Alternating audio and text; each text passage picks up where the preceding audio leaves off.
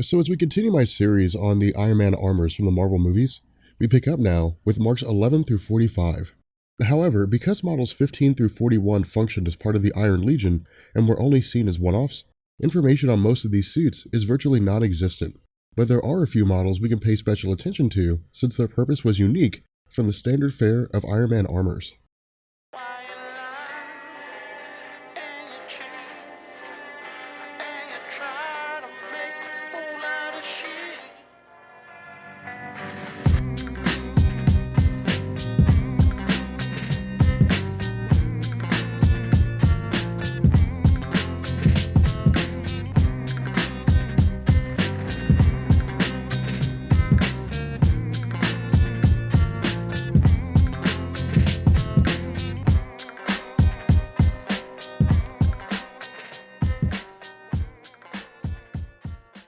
Beginning with the Mark 15, codenamed Sneaky, this suit was the first model developed by Stark for the purpose of espionage and stealth.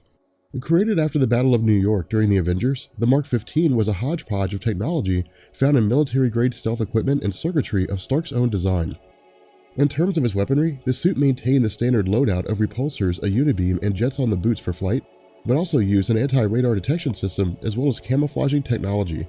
Using the physical design of the suit to reflect light, the Mark 15 was capable of modifying the chrome exterior to virtually any color, allowing the suit to blend in with this environment, making it virtually invisible to the human eye. In addition to this, the armor contained stealth dampeners designed to reduce energy output and sound when maneuvering. Moving on to the Mark 16, codenamed Nightclub, much like the 15, this suit was designed for stealth but also offered improvements on the previous model. While the Mark 15 remained hidden from radar due to its minimal radar crosshair, the Mark 16 contained actual cloaking technology capable of rendering the suit completely invisible to any and all forms of radar detection. However, while the Mark 16 did contain a stripped-down version of the standard loadout for Iron Man armors, a byproduct of this advanced design was that the armor did not contain the titanium alloy of its contemporaries and instead returned to a lightweight metallic alloy. As a result, the suit was extremely fragile in comparison to other models, and was quickly destroyed during Stark's battle with Aldrich Killian. Transitioning to the Mark 37, codenamed Hammerhead, this suit was the first designed for deep-sea travel. Now, something to point out here is that all of the Iron Man suits are capable of functioning underwater at full capacity with minimal issue.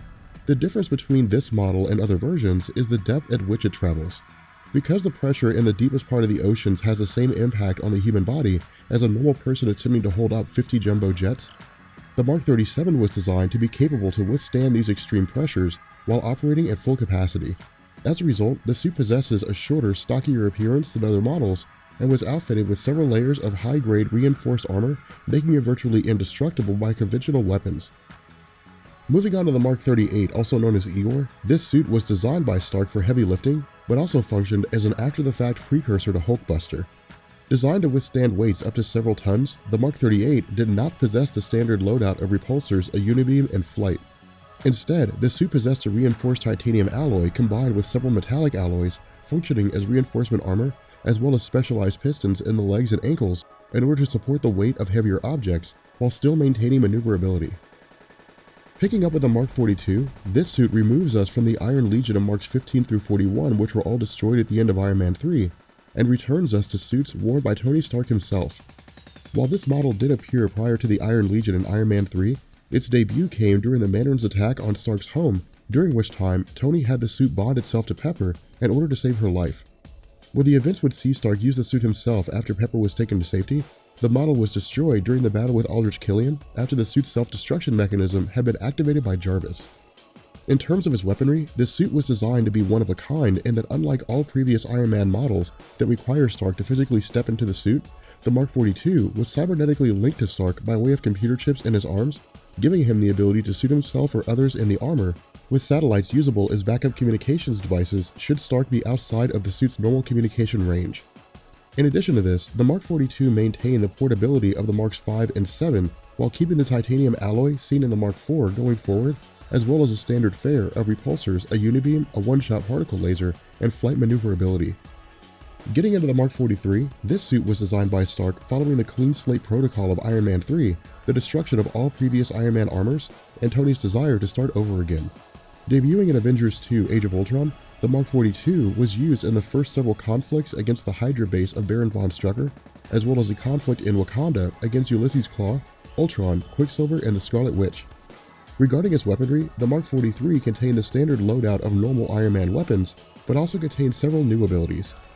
The voice-activated Sentry mode allowed Stark to position the armor to serve as a guard of sorts during exploratory missions.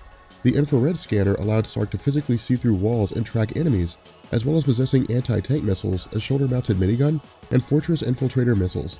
However, the true feat of the Mark 43 came in two forms: the core suit and the autonomic prehensile propulsion technologies. Regarding APPT, this allowed Stark to equip an aspect of the suit like a glove, but it can also be assumed that he would be capable of taking on any other part onto himself, with the armor still maintaining its Sentry program and operating at maximum capacity. This allowed Stark to physically don other armors on top of the Mark 43 for the purpose of battling more difficult enemies, while still being 100% effective should the outer armor be destroyed. Getting into the Mark 44, codenamed Hulkbuster or Veronica, unlike the comics, this suit was designed as a joint venture between Tony Stark and Bruce Banner, explicitly to battle Bruce in his Hulk form.